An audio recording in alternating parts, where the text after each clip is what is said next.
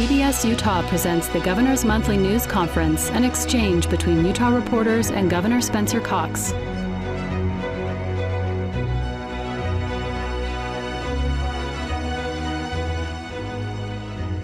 Good morning, everyone. It's great to see you. Thank you for joining us. We want to thank members of the media who are here with us today. Before I begin, I'd like to just say a few words about the heartbreaking events in Tremonton.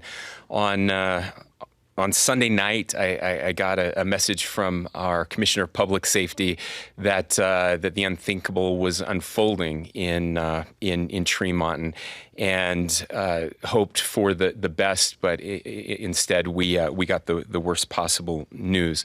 Every night before I go to bed, I pray for our LEOs, our law enforcement officers across the state, that they'll all get home safely. And that night, two families got the tragic news that their husband and father, their son, would not be coming home.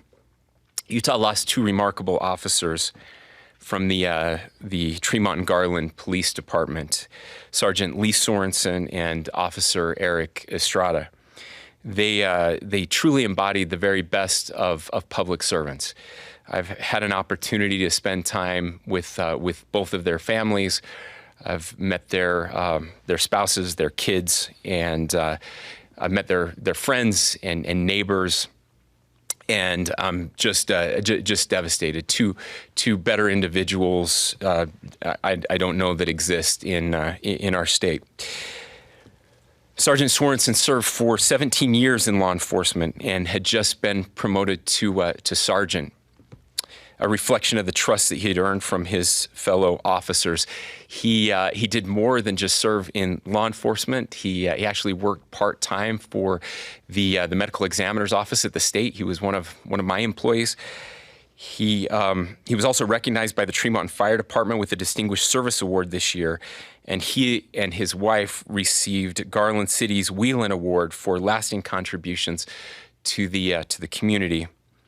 Officer Estrada served with his full heart in every assignment. His incredible wife, Brittany, told me that he got into law enforcement because he just loved people and he wanted to help people. And that's what he was doing when he lost his life. Colleagues and neighbors remember him as a dedicated husband and father who brought professionalism and kindness to the job every single day. We're also thinking of Deputy Mike Allred of the Box Elder County Sheriff's Office and his canine partner, Azula. They were both wounded in the shootout. I just have to say that I got a chance to meet Deputy Allred and Azula as well. It's miraculous that they survived a turn of the head at the exact moment that the bullet entered his vehicle, likely saved his life, and he had no idea how badly he was injured.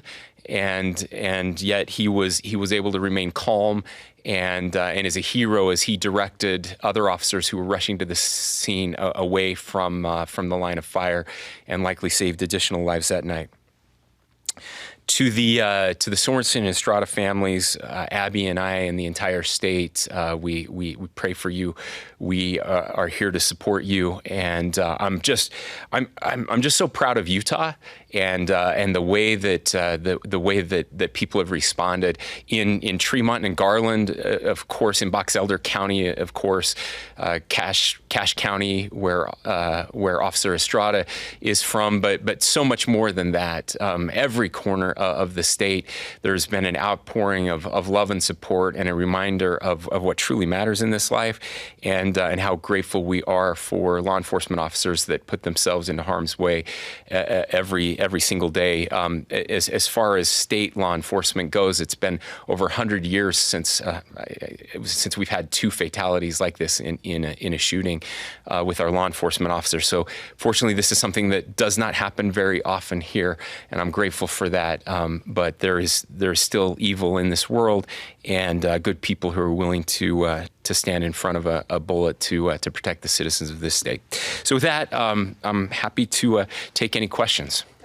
your thoughts on prosecutors planning to seek the death penalty in those officer killings? I think it's very appropriate in this case, and I support that.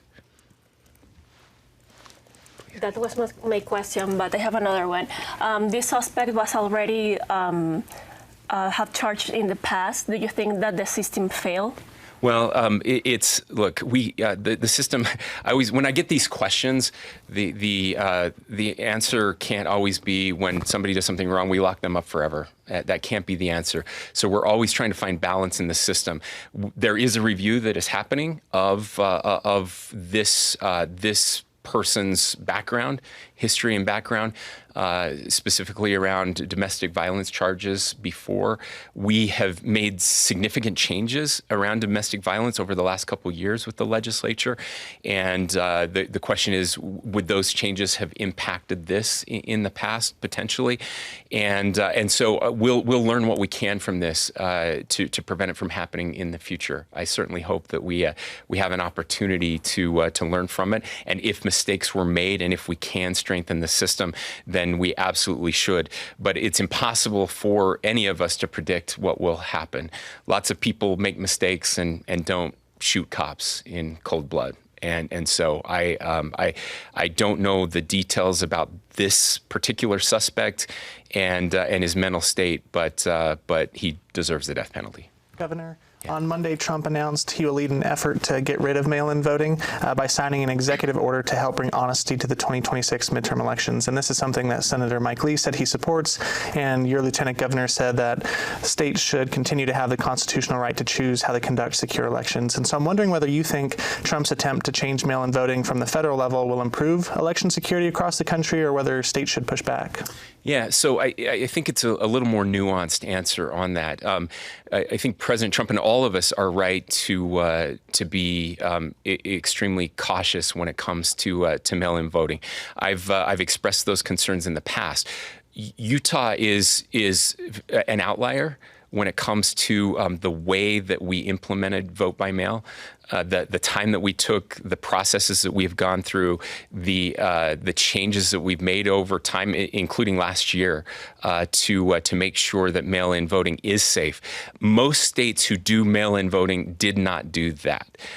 Most of the states that recently have implemented mail-in voting did it virtually overnight, almost literally overnight during COVID, without going through the process and the procedures. And so it's very reasonable for someone to see that and say vote by mail is problematic, and we need to make sure that that voting is secure, and not be able to say that all vote by mail is not the same. I'm very proud of our vote by mail system. I will tell you, I had a county commissioner who was recently elected come up to me just a couple weeks ago. Somebody who was deeply concerned about election integrity in our state, who had complained about election integrity in our state, who went and toured the election facility in his county, went through all of the steps, and came out as a defender of the way we do voting in the state. He said, there's no way for mass fraud in this state. He said, I'm blown away, had no idea all the checks and balances that exist in the system. And I think that is really important. Look, it's not whether I think voting should be done by the states or not. The Constitution is very clear that it's in the purview of the states and not the federal government. And I think states should defend that. But we can do both things. We can defend the role of the states and be very serious about voter integrity. And I think more states need to be more serious about voting integrity. And of course, we're always happy to share with them the changes and the security features that we've implemented in Utah that would help them. Governor, if President Trump does act to prohibit voting by mail, how far would Utah go to act to defend its authority to make laws around how it administers elections? I would have to see what that looks like. And the Constitution's very clear on this one, so we'll just have to see what that looks like. Governor, in regards to Stuart Adams, do you think that there should be a third-party investigation or at least a legislative ethics inquiry into the allegation against him? What is the allegation against him? The allegation that he... is there something that needs to be investigated? Are there facts in dispute here? Well, the allegation is that he promoted, and he's denied this, that he promoted legislation that would benefit a relative in a criminal case, and that President Adams has denied that, saying that's not the case. Is there an allegation that he promoted it? What is the allegation? The allegation that he's denied. The allegation is that he promoted legislation to benefit a relative in a criminal case. To whom did he promote? Pardon me?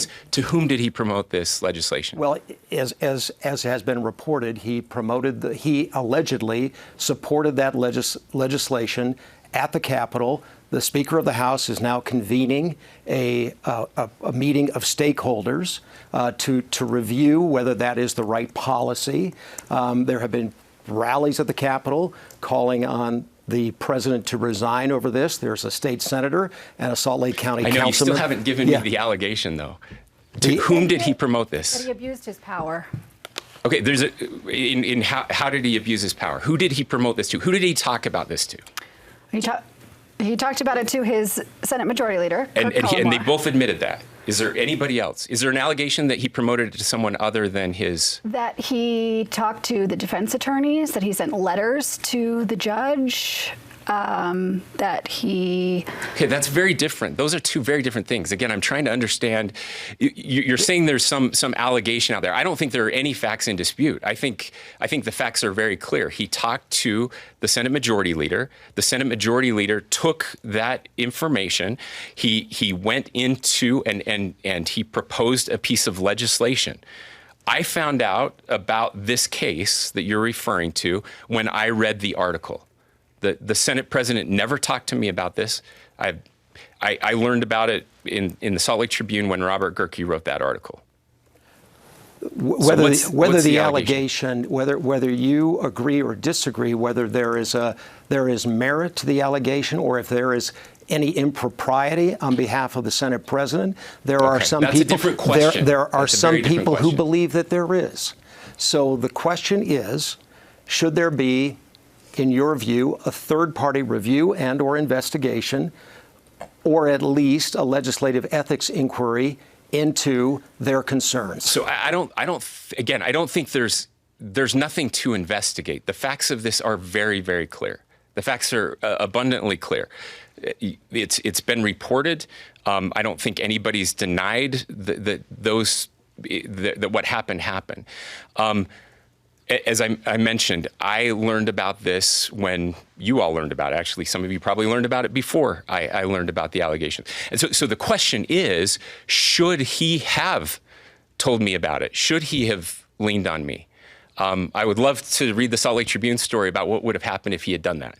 I can only imagine how people would have reacted if he had done that. Look, there have been times in my term as governor when I've been so mad at Stuart Adams that I couldn't see straight on certain bills. And that has happened a couple of times. I can tell you that this is not one of those times. I'm very grateful that I had no idea that this was impacting someone in his family, his granddaughter's family, because it may have changed the way I reacted to the bill. And let me also be clear, anybody who says they didn't know what was in that bill is lying to you, or they're a terrible legislator. This was not something that was hidden at all.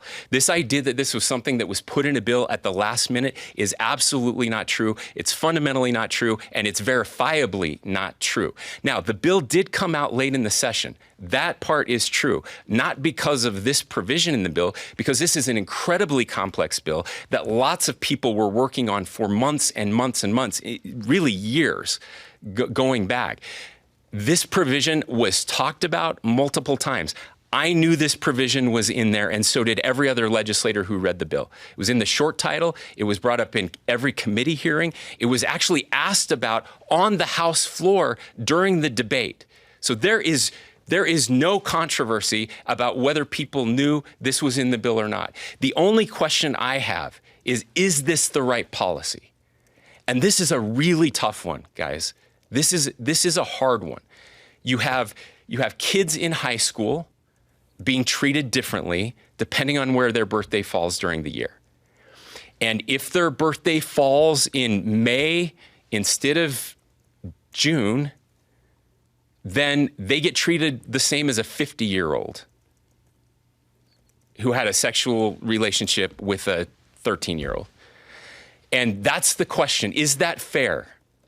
Some people think that that is fair, that something magical happens the minute you turn 18 and you are an adult and what you do should be treated the same. The legislature debated this, and before the legislature, we had these groups together working on these policies, giving their input when this came forward. And when it was presented to me, I paused on it. I had to ask myself, is this the right policy? It makes sense, I think, to treat 17 and 18-year-olds, and let me be clear, to give the judge the opportunity. This is not mandated in law, but to give the judge the opportunity to treat an 18-year-old the same as a 17-year-old instead of a 50-year-old. So the only question I had for me is this the right policy? And it was a close call. Maybe it's not the right policy. Maybe now that we have an opportunity to reflect on it, maybe it doesn't go far enough or it goes too far. And that's what we do. That's the process. Every single legislator has experiences in their life where they see something that they feel may be unjust, and that influences the way they bring legislation to the table. Again, I have lots of reasons to get upset with Stuart Adams. This was not one of them. I'm really grateful he never talked to me about it. Would you support the policy if this was an 18-year-old boy who had sex with a 13-year-old girl? Yeah. So again, that's a very interesting part of this whole discussion, right? Is that nobody knew that was the case, and I've asked myself that question too. It's funny when I tell people. Everybody assumed from the article that it was a grandson, not a granddaughter. I don't think it should matter, but for some reason, everybody I talk to, it does. Governor, so again, that's the question that's why I said it's a really close call. I also want to be clear, and this is the part where I think nuance is completely lost. This doesn't let them off the hook with a slap of a hand. Still a third-degree felony. This is serious, serious stuff we are talking about.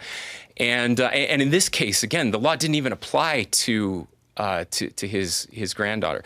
So look, guys, there are no easy answers to this one. But I'm just grateful that Stuart Adams did not bring this to my attention, that I signed the bill based on the policy. I will say it's very fascinating to me that the very people calling for his resignation actually support the bill. Let's move on. Next question. I do want to clarify, though. Do you think, if you were in Stuart Adams' position, do you think he acted inappropriately? Do you think it was proper for someone in the top position of the Senate to weigh in on the outcome of this bill? I think it was appropriate for the top person in the Senate not to weigh in on this bill, which is exactly what happened. So he did nothing wrong here. I just said what I think is appropriate is that he did not weigh in on this bill. And I can only imagine what you would have written, Emily, if he had. Governor, I want to ask about berm management in the Great Salt Lake. Yes. Obviously, it's on the special session agenda. But is that enough, especially with water levels continuing to fall, as well as state agencies reporting that water usage is spiking? Sure. No, it's not enough. It's definitely not enough. But it is one of the tools that we definitely need to use. And you're going to be hearing more from us on more that we can do around the Great Salt Lake. Look, the Great Salt Lake is an incredible gem for our state. It's critical, again, economically, ecologically. I've been very fortunate to be able to spend some time out on the shores of the Great Salt Lake recently, and the migratory birds and the refuge that's out there is so important to everything that we are.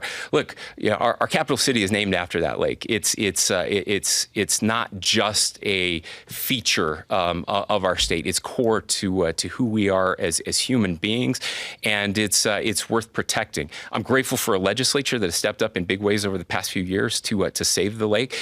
We're still working through those bills to shepherd more water to the end, but we are being successful. This year, for example, mineral companies haven't been able to take as much water as they normally have because of a bill that we signed last year that prohibited that from happening.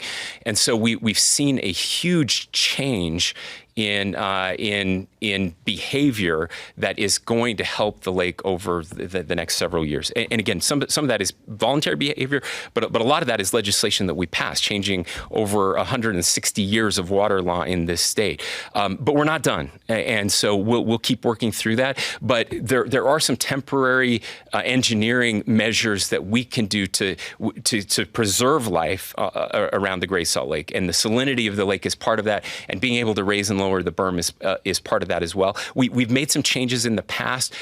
This is one that we wanted to do earlier, and we got some pushback, and now that pushback has recognized that we were right and we should make that change. Governor, the execution of Ralph Menzies is coming up, and his attorneys say it would be, quote, a grotesque spectacle to shoot a man with dementia. What are your thoughts on that? Well, look, I don't make those decisions. We have a board and a process that will make those decisions, whether there is dementia or not. Those are facts that are in dispute. A panel and then judges reviewing all of these decisions will decide whether there is dementia or not. And I'm grateful that I don't have to make that call, but I'm grateful that we have a process that does. I can tell you that there is nothing more thorough than the death penalty process in our country. There are so many levels and layers of appeals and opportunities there. And so if those appeals are denied because the evidence does not support an allegation of dementia, then we will move forward as required by law. Governor? Is Utah among the 20 states that the Secretary of Defense says will be activating National Guard personnel to assist ICE agents? And also, will you be sending any of those National Guard personnel to help out in D.C.?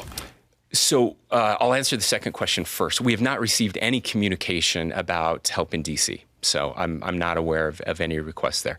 As a dual authority state, like other states, the federal government does have the opportunity to call up the National Guard. The president does have that authority. What we've said from the very beginning is this: that we are willing to work to support the efforts to remove people who are here illegally. However, with a couple caveats there, that it would only be in a support role. So our National Guard will not be putting hands on people, will not be arresting people. That is not the role of the National Guard, and we would not allow that to happen. We've offered in the past, because we've had problems, to help with things like transport, because we don't have an ICE facility here. Transportation takes a lot of time and effort away from Homeland Security and their ability to do their jobs.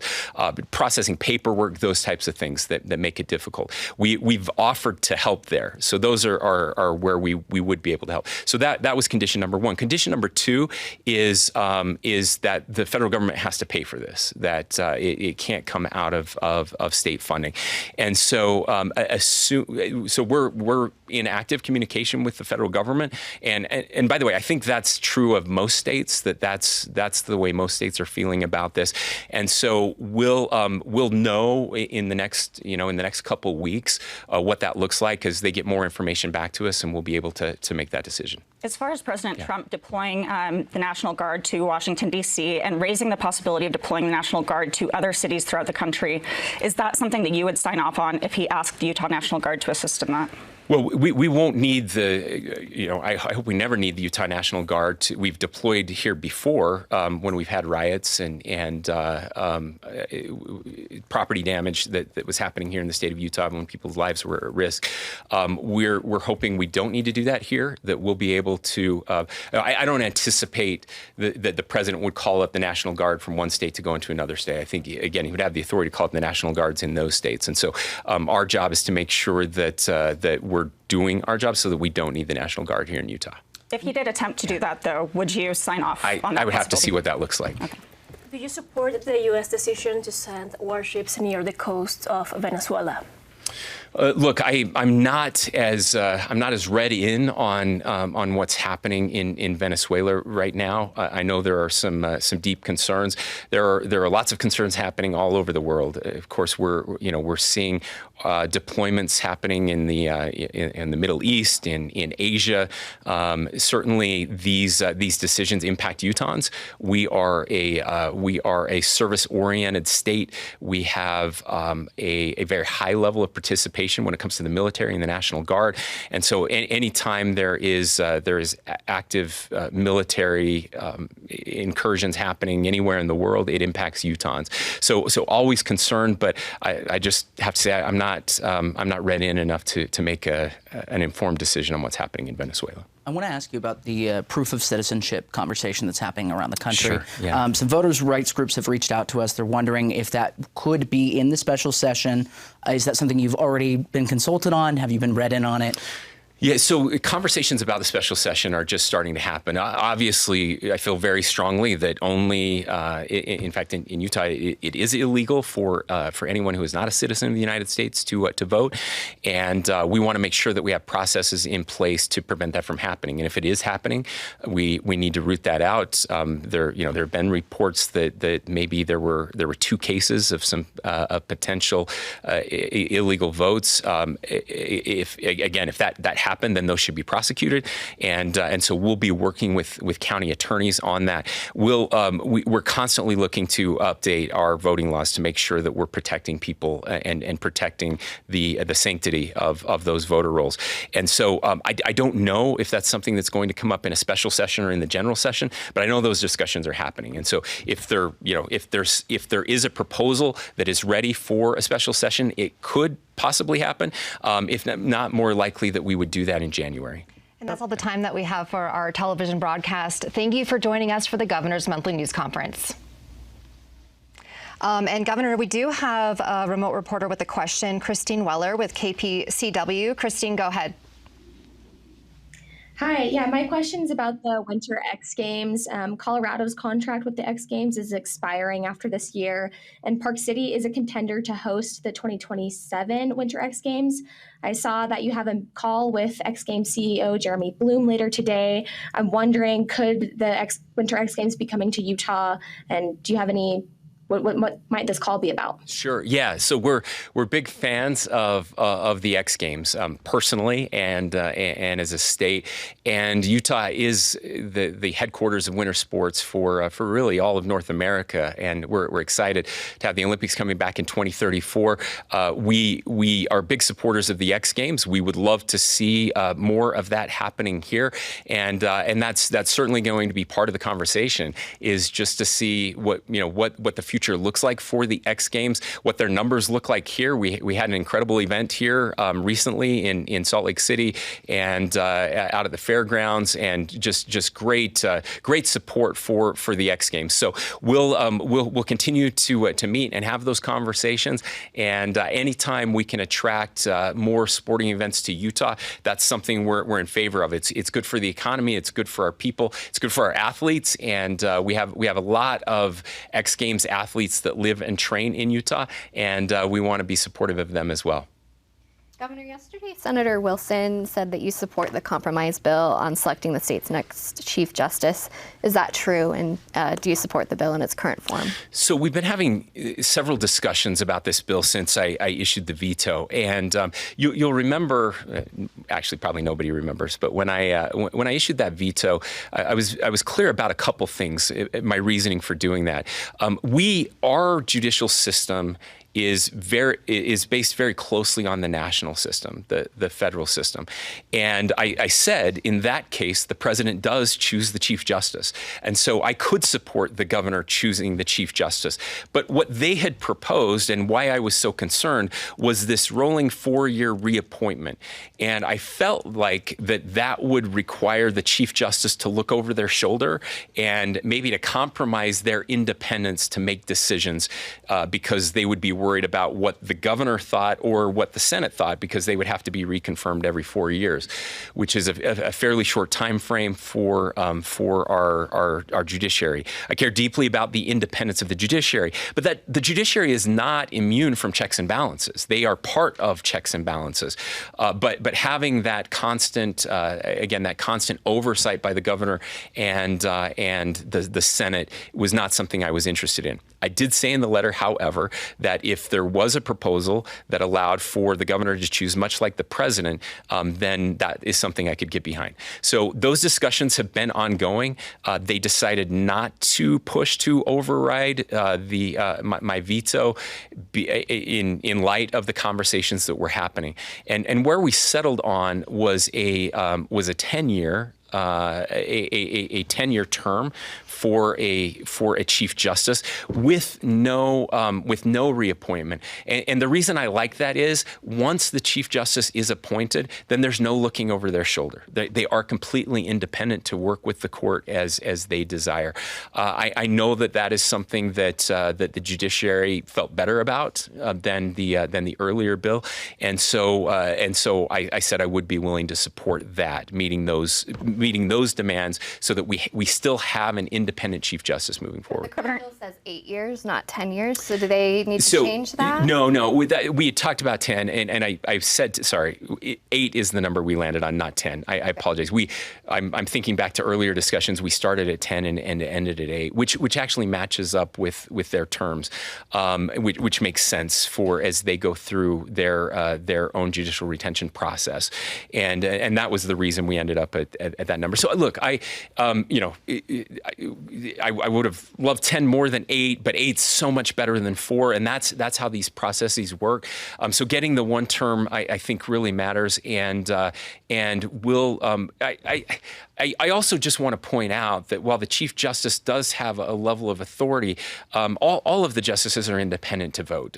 It's not clear that, and we don't see this, that I think we put a little too much weight on the idea of the Chief Justice. They're much more of an administrator than anything to do with the actual decisions that are being delivered, and so I just want to be very clear to people about what this means and what it doesn't mean. But this allows us to maintain the independence of the Chief Justice once they're chosen, and that was very, very important to me. Should we expect that in a special session next month? I think so. I think that's what we're planning on right now, and that's why it was presented in the sessions yesterday. Can you elaborate, though, on why this change is needed? Because so far, the only reasoning I've heard from some senators is, well, the judiciary, the Supreme Court isn't getting enough decisions out in a timely manner. How does this change fix that? Because the speculation and the accusation out there is this is just political because the legislature doesn't like some of the decisions the Supreme Court has made. Sure. Well, I'm sure there are some of that the legislature does not, and what we're trying to find here is the balance. Again, we want an independent judiciary, but that doesn't mean that there aren't any checks or balances. And one of those checks at the federal level, which is why I said I would support it, because we are based on a federal on the federal system, is one of those checks is that the Chief Justice is of the Supreme Court is appointed by the President of the United States. And so this does give another two branches of government an opportunity to weigh in and let the independent branch know how they're seeing things. It will give them an opportunity to have a conversation about the backload of cases that are out there. I just want to be very clear, though. As I travel the country and we talk to other governors, we talk to other legislators, we talk to other members of the judiciary, we talk to think tanks. We have the best system right now in the state. It's not perfect, and so we're always tinkering around the edges a little bit to improve it. But I'm very proud of our judiciary, even when I disagree with them. And I've disagreed with them profoundly on some cases recently. But it is possible to disagree profoundly and still recognize that they are doing very, very good work. So the question is has there been a little bit of an imbalance right now, and can we balance that a little bit? Again, I'm responding to a legislature who believes very strongly in this, much more strongly than I do. If it was up to me, I would have left it alone, but it's not up to me. They can run bills, and maybe they could have overridden my veto, maybe not. But with this change, and I had already signaled to them that I could support it if there were changes made, and they've been willing to make those changes, and so that's why I support it. Could that bill wait until a general session? Yeah, I suppose it could, but part of the discussions, again, the back and forth that happens between the executive and the legislative branches. So there were some bills that I didn't like that I signed. They promised to change them in a special session. There were some bills that I vetoed that they didn't like that I promised I would review in a special session. So it could wait until January. There's nothing pressing coming up, especially if you look at the deadlines that are already in there. The Chief Justice will continue in his role. We're not going to immediately appoint a Chief Justice. There was a survey results. These are a preliminary inquiry by legislative auditors. Results released this week in a legislative audit committee related to Utah State University. And among other things, legislative auditors found that purchase card transactions have significantly increased in the president's office in the past 5 years compared to the previous 5. Also, vehicle expenses have also gone way up. How concerned are you about the lack, potentially, of purchasing protocols by Utah State, and should the state exert more influence at USU? Sure. So this is why we do audits, and the purpose of audits are to see if there are controls in place, and if things are happening like this where numbers are going up without any explanation. And so we review those audits. We share the concerns that the legislature shared in seeing those audits, and we will work with Utah State to make sure that those are corrected. That's what we do, and that's what we've always done in an audit. And so we part of the executive branch, although the higher education is a little bit independent. We appoint the board. The Board of Higher Education is the entity. I appoint the board members, confirmed by the Senate. They will oversee those audits, and the legislature as well. And so we'll make sure that those get corrected. That's our job, is to make sure that those get corrected, and we will. Governor, amid all these discussions about redistricting across the country, I wonder whether you support redistricting more frequently than once every 10 years, potentially to change the outcome of midterm elections, and whether you support doing a census more frequently than once every 10 years and not including non-citizens. Yeah, so some of you may be familiar with the concept of Chesterton's fence, and Chesterton was a philosopher, a great human being, and he posited this idea of the proverbial fence. You buy a piece of property that has a fence there, and you think, why do we have a fence there? That's a dumb thing. And then you tear down the fence, and the next day the neighbor's cows are in your garden eating it, and you realize, there was a reason that fence was there. Sometimes I think we make changes to long-standing norms and policies, and not realizing the consequences of those changes to those norms and policies. I fear that this may be one of those. We are so polarized as a country with the trust in institutions falling. I can't see a scenario where every 2 or 4 years we're redistricting. I can't see a scenario where that makes life better for anybody. And we just see the escalation that continues to happen. The Democrats did this, so we're going to do this, and the Republicans did this, so we're going to do this, and it just continues to ratchet up the toxicity and the stakes, quite frankly. So I think I would be very cautious about doing that, including excluding non-citizens citizens from the census to make sure that's not figured into Electoral College? Yeah, so that's a really interesting question. That piece has always bothered me a bit, that non-citizens are factored into the Electoral College. Now, I will say that at least the last study I saw that was done on that, the changes would be very, very minor. It may be like 1 seat in California, something like that. So I don't know that that's a huge thing. I think you would still do the census and then just exclude those numbers, because I think it is important to understand where people are, and the census is important in doing that. So I wouldn't exclude people from the census, because we want to know that.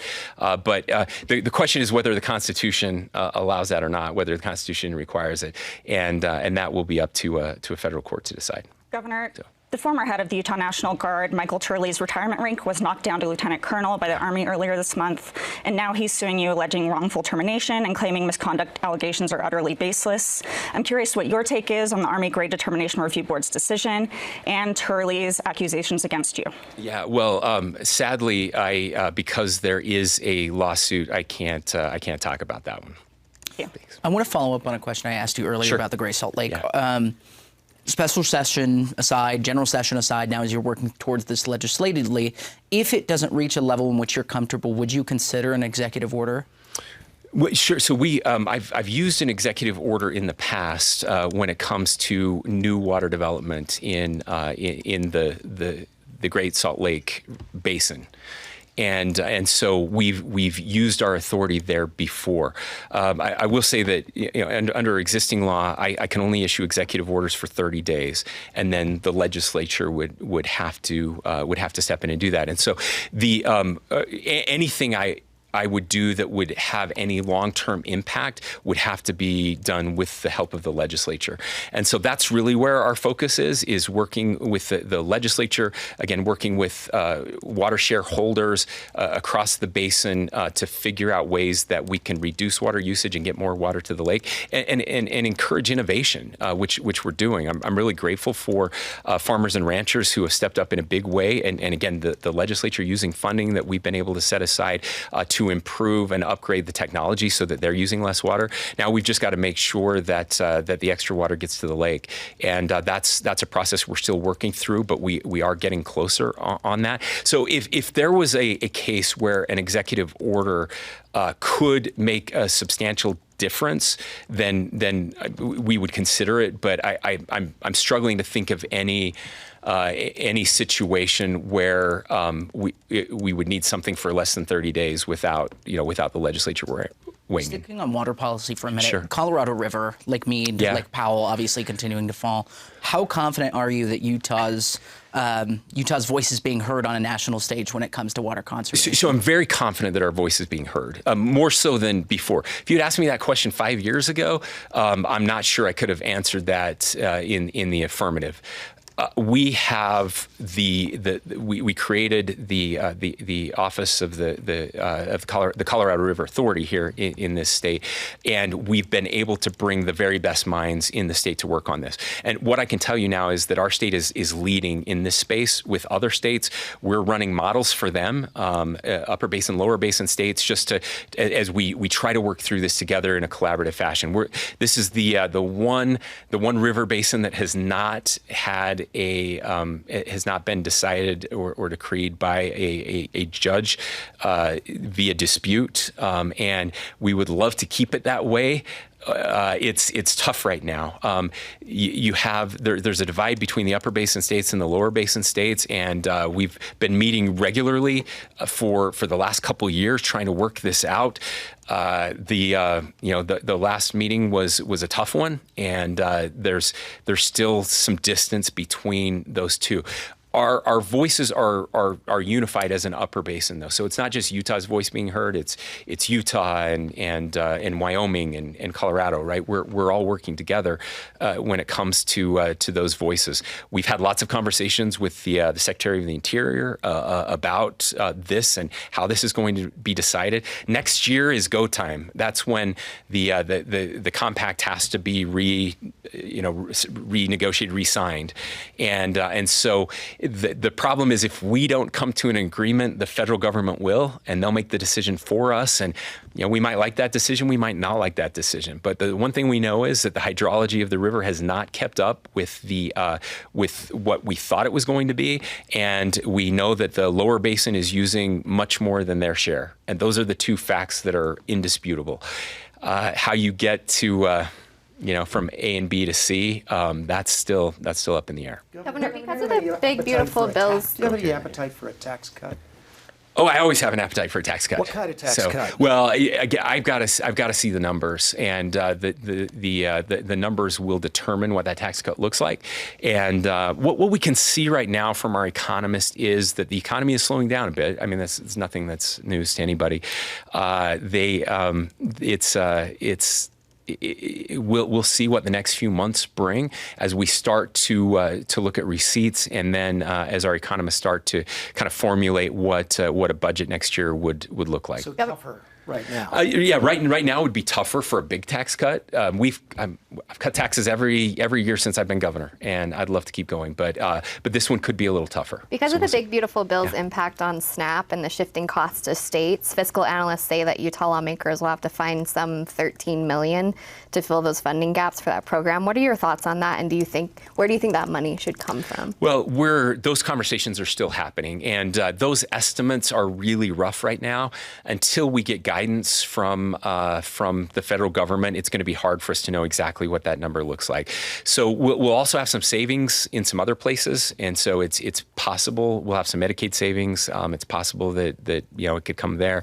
I don't know for sure. Ultimately, that the legislature will be the ones as the holders of the purse. We'll work hard with them to decide what stays and what doesn't stay. I will say we're very fortunate because we have implemented our SNAP program to the highest standards, we don't have the same problems that other states are having, where they're going to lose major dollars because they haven't been able to get rid of kind of the waste, fraud, and abuse in their SNAP systems. But we have, so we're less worried about that piece because our rates are much more solid than most other states. Governor, you mentioned right there. Thank you, Governor. Thanks, everybody. Have a wonderful August. We'll mention that we've got kids going back to school last week and this week. Please be careful out there as you're driving around. We've got school buses, lots of kiddos. We want them to be safe. No cell phones in classrooms, which we love. We hope they have a wonderful school year, and hope you have an enjoyable end of summer. Thanks, everyone.